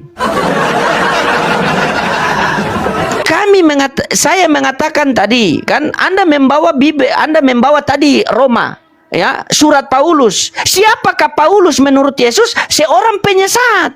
Waspadalah terhadap nabi-nabi palsu yang akan datang di tengah-tengah kamu, yang akan datang kepadamu. Di situ siapa murid-murid Yesus? Pertanyaan saya sama Anda renungi. Yang datang kepada murid Yesus itu siapa? Ini ku kasih 3 pilihan. Yang datang kepada murid-murid Yesus itu siapa? A. Nabi Muhammad, B. Paulus, C. Nabi Luga. Hah? Yang datang itu siapa? A. Nabi Muhammad, B. Paulus, C. Nabi Luga. Karena Yesus mengatakan dalam narasi itu, waspadalah terhadap nabi-nabi palsu. Nah, ciri-ciri penyesat itu bagaimana? Dia akan menyeberangi lautan. Paulus menyeberangi lautan. Coba. Kenapa Anda sangat membela dia? Seakan-akan Anda wow begitu. Padahal dia seorang penyesat. Anda tahu tidak? Dengan asbab Paulus, dengan adanya Paulus, maka kalian itu bukan pengikut Yesus, melainkan penyembah Yesus. Roma 14:9. Sebab untuk itulah Kristus telah mati dan hidup kembali supaya ia menjadi Tuhan baik atas orang-orang mati maupun atas orang-orang hidup. Jeder. Jadi kalian ini, jadi kamu harus sadar diri dan mengakui, harus ya katakan ya, tidak katakan tidak. Kalian itu adalah pengikut Paulus, penyembah Yesus. Begitu. Kalau Islam inilah pengikut Yesus itu. Kenapa saya mengatakan Islam itu adalah pengikut Yesus? Yesus puasa, Islam puasa. Yesus sunat, Islam sunat. Yesus bersujud, Islam bersujud. Yesus tidak makan babi, Islam tidak makan babi. Oten melanggar semua itu. Oten tidak puasa, Oten tidak sunat, Oten makan babi, Oten tidak sujud. Coba kamu, jadi kalian sama Yesus itu, Yesus begini, kalian begini. Jadi X. Orang yang begini saja itu langsung kirim ke Pak Purnomo, apalagi yang begini. Bagaimana itu coba ceritanya? Jangan Anda marah sama saya, marah sama Bibel. Anda mengatakan nabi palsu penyesat yang akan datang kepada. Sekarang kutanya sama Anda ya, yang datang kepada murid-murid Yesus itu Nabi Muhammad atau Paulus? Coba silakan. Biar enak nih kita diskusi, supaya bilang jangan saya framing begitu.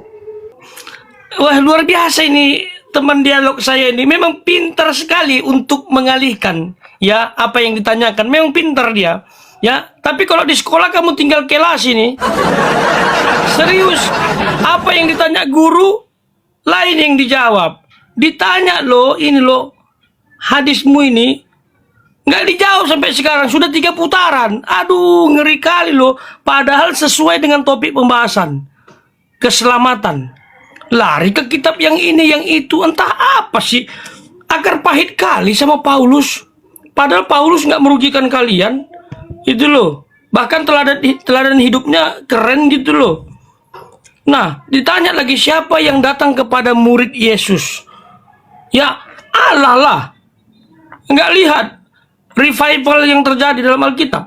Allah yang berkarya kepada para murid, mengubah mereka.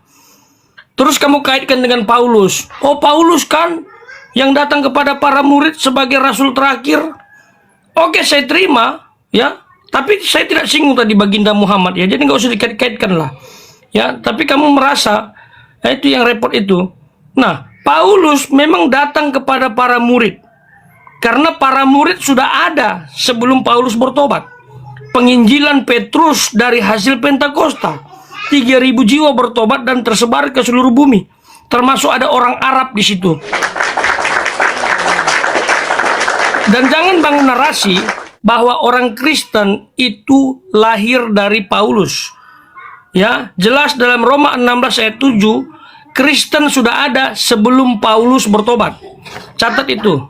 Memang Paulus datang kepada para murid sebagai rasul terakhir dan sekaligus mengembangkan penginjilan sampai ke seluruh dunia. Tapi ingat dong, kisi-kisinya kan sudah ada di ayat 15. Dan itu tidak disandang oleh Paulus sama sekali, bro. Aduh, Paulus itu bukan nabi. Dan dia adalah domba, nggak mungkin itu untuk Paulus. Karena di situ dikatakan menyamar seperti domba. Sementara Paulus domba. Nggak mungkin untuk Paulus kamu angkat mengenai suku Benyamin. Ini pemaksaan. Dikatakan suku Benyamin seperti serigala. Seperti serigala berarti bukan serigala, kan seperti. Itu loh. Jadi Benyamin bukan serigala, tetapi seperti serigala. Itu loh. Tapi ini makna lain. Bukan untuk menghubungkan kepada Matius pasal 7 ayat 15. Yang dimana Paulus menyatakan dia adalah keturunan Benyamin. Bukan untuk itu. Kalian pintar kali korelasi. Pintar kali menghubung-hubungkan dengan salah. Tapi sulit menghubungkan perjanjian lama dengan perjanjian baru. Nggak bisa kalian menghubungkan itu. Tapi kalau menghubungkan ayat A dengan B untuk mencari kesalahan dan menyatakan kontras, oh nomor 1 Pastor Loading ini. Aduh, berat kalau kayak gini cara dialognya. Kenapa harus 3 putaran? Nggak kamu bahas. Sahih Muslim itu 4.936. Angkat dong ayat itu. Ini saya serius ini. Kenapa kalau kalian tidak berbuat dosa dimusnahkan oleh Allah? Sementara kalau kalian berbuat dosa mendatangi neraka. Itulah Maryam 71. Sebenarnya Allah itu mau kalian berdosa atau tidak berdosa? Tolong dijawab. Saya butuh pengetahuan ini. Gitu loh. Untuk menguatkan imanmu. Saya tahu hadis ini membuat kamu stres. Makanya nggak lihat kamera terus. Baca sana, baca sini. 3 putaran nggak dapat jawaban. Masih ditunda terus. Saya tahu. Tolong dijawab sekarang, ya. Ya, gimana? Kalau Pastor Loading tidak berbuat dosa, apakah dimusnahkan? Tapi masalahnya kalau berbuat dosa, diadili di Maryam 71, mendatangi neraka. Itu loh. Apa yang mau Anda tanyakan dengan hadis itu, Pak Pendeta? Di situ kan sudah jelas, kan? Oke, kubacakan tadi sama Anda. Coba. Hadis ini diriwayatkan oleh Abu Hurairah radhiyallahu an. Demi zat yang jiwaku berada di tangannya, seandainya kamu sekalian tidak berbuat dosa sama sekali, niscaya Allah akan memusnahkan kalian. Setelah itu Allah akan menggantikan kalian dengan umat yang berdosa. Kemudian mereka akan memohon ampun kepada Allah. Allah pun pasti akan mengampuni mereka. Apa yang mau Anda tanyakan di sini, coba? Terus Anda apa? Narasi dari mana Anda mengaitkan dengan Maryam 71? Apa yang Anda kaitkan di situ? Ada hubungan apa hadis ini dengan Maryam 71? Di Maryam 71 itu kan semua manusia mendatangi neraka. Semua manusia. Kalian ini manusia atau bukan? Seakan-akan kalian mengatakan bahwa Islam itu semua masuk ke neraka. Padahal hadis itu mengatakan apa coba? Seluruh manusia. Kalau oten domba iya. Coba. Seluruh manusia, Pak Pendeta manusia. Selain Pak Pendeta bilang, maaf kami bukan manusia, kami domba. Nah itu boleh. Kalau seandainya di Maryam 71 itu mengatakan seluruh umat Islam akan mendatangi neraka, boleh. Ini seluruh manusia akan mendatangi neraka. Berarti Kristen ini domba. Kalau Anda bisa pahami bahwa ayat itu mengatakan bahwa seluruh manusia mendatangi neraka, itu sebenarnya nubuatan untuk Kristen masuk neraka.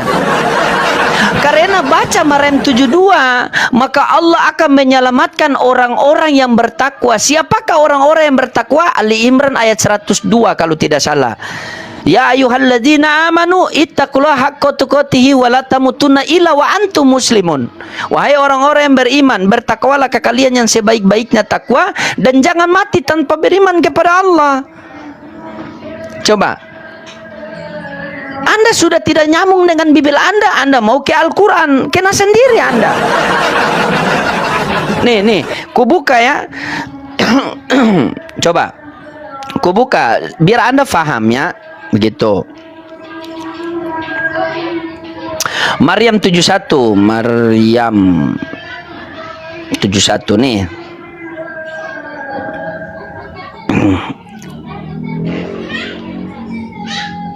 Nih. Dan tidak ada seorang pun daripadamu melainkan mendatangi neraka itu. Ini orang loh, bukan orang Islam. Ini orang di sini orang loh. Pak Pendeta juga orang. Masa Pak Pendeta tidak mau mengakui ketika Maryam 71 Pak Pendeta baca langsung seakan-akan Pak Pendeta mau tidak mengakui bahwa Pak Pendeta adalah orang? Coba. Seluruh manusia mendatangi neraka. Pak Pendeta manusia atau bukan? Seluruh orang akan mendatangi neraka. Pak Pendeta orang atau bukan? Itu yang pertama. Seluruh manusia mendatangi neraka. Itu mendatangi bukan memasuki. Seluruh manusia mendatangi kubur. Ya masuk kubur semua, tidak cuma mayat. Seluruh manusia mendatangi neraka. Apakah seluruh manusia masuk neraka? Tidak, cuma Kristen.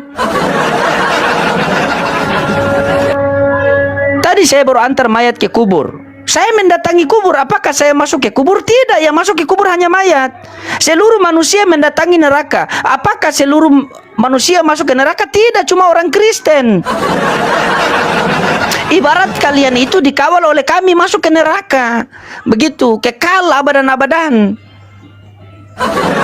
Apa lagi coba? Nah, sekarang kalau Anda mengatakan itu, oke, ini satu ya. Nih, ku kasih sama Anda, tolong Anda jelaskan.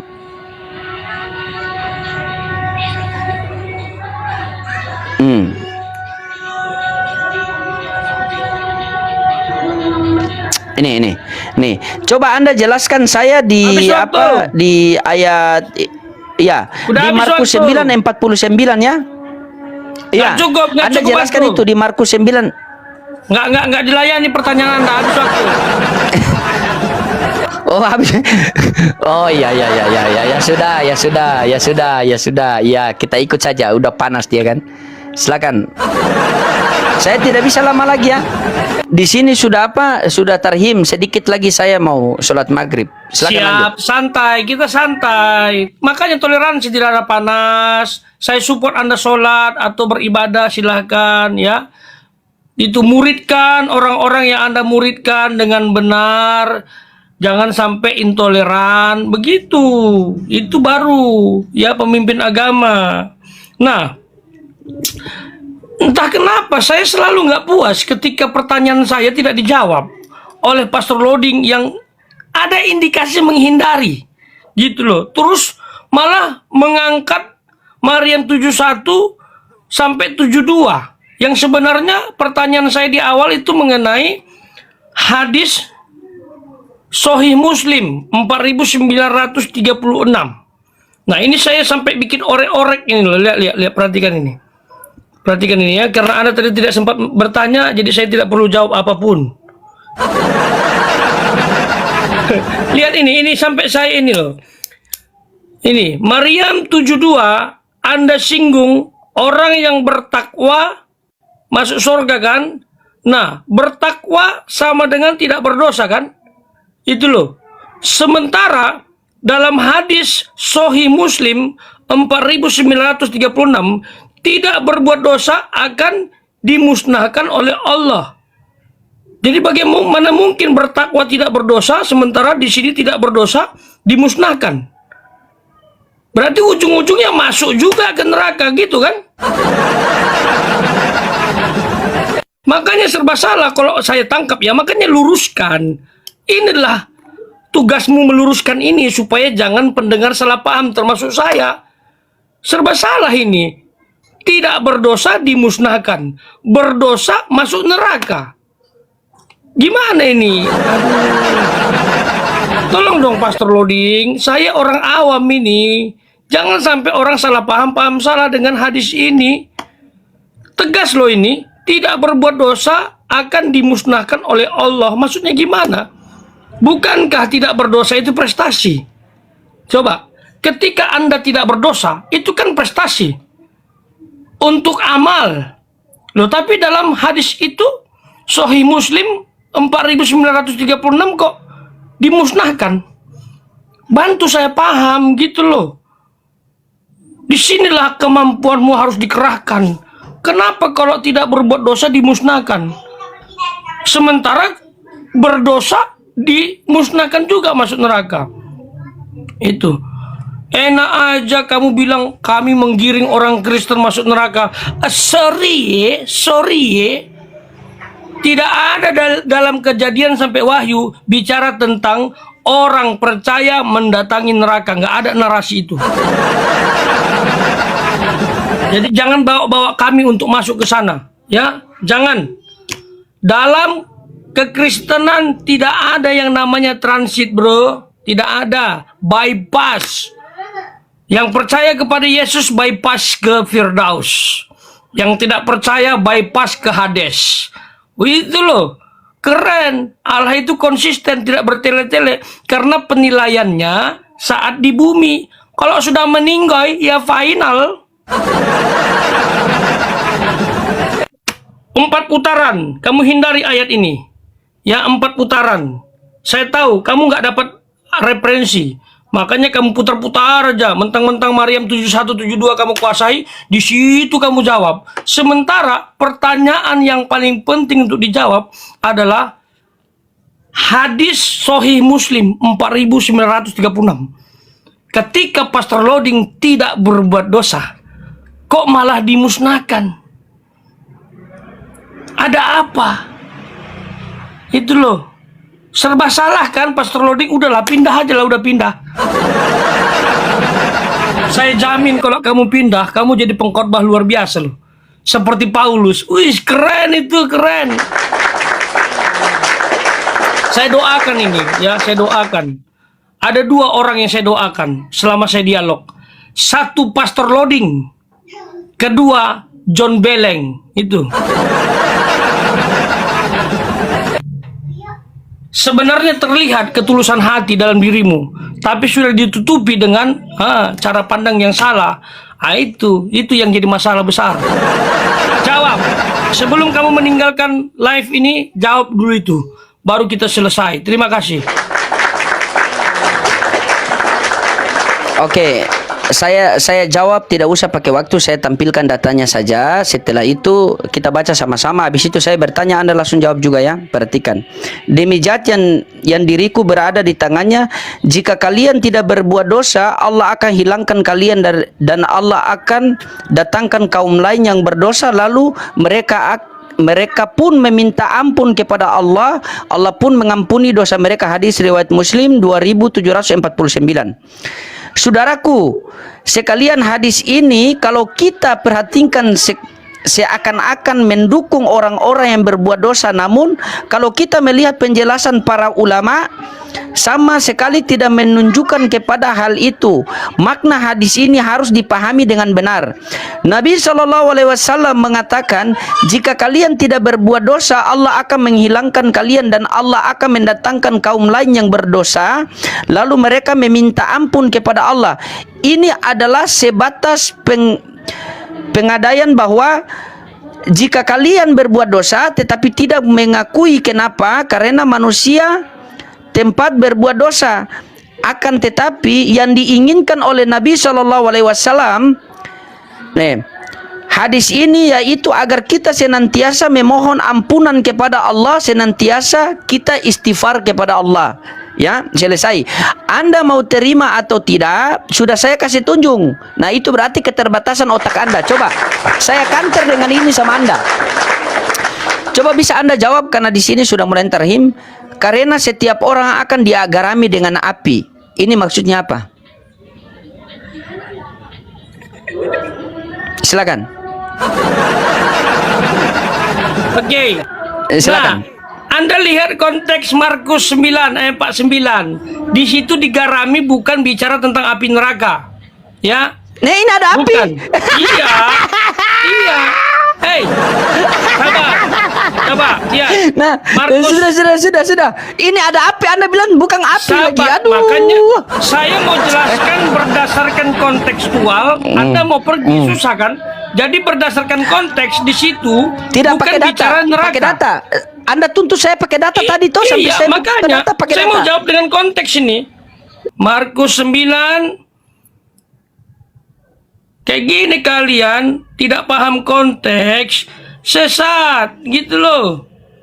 Gak usah kasih waktu lah. Kan susah kayak gitu. Suka-sukamu ku tengok dialog kayak gitu. Coba lihat di mana, apa yang kamu maksud neraka ya? Coba lihat, tidak ada narasi neraka di sini. Lihat, nggak ada. Mana?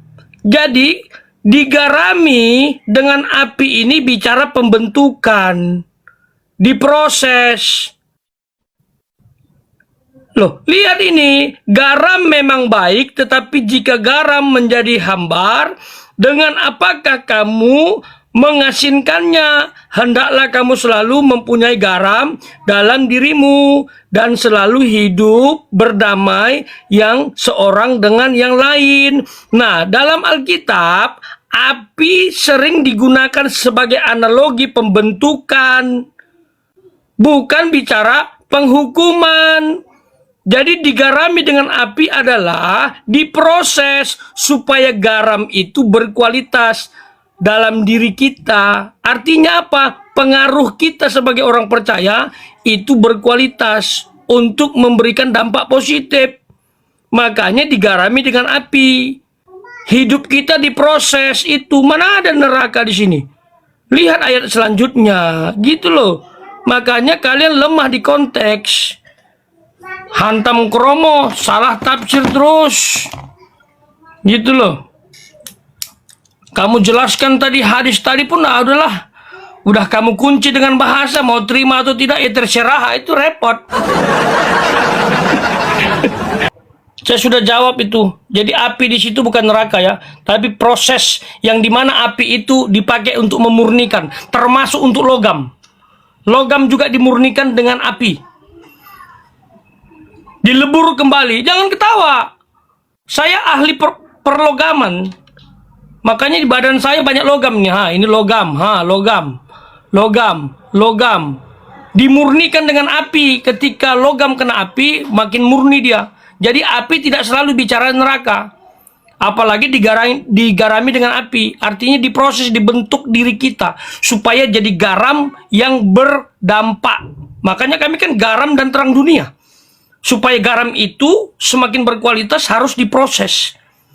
Jangan sampai garam itu tidak asin lagi. Itu makna teksnya. Udahlah, tanggapilah. Closing statement. Udah pusing dia kan, kayak gitu. Kali ini lepas terloading kelagapan dia. Makanya jangan sering dialog sama cewek kayak gini jadinya. Bukan kelagapan, Pak Pendeta. Anda kok semakin ngawur ya.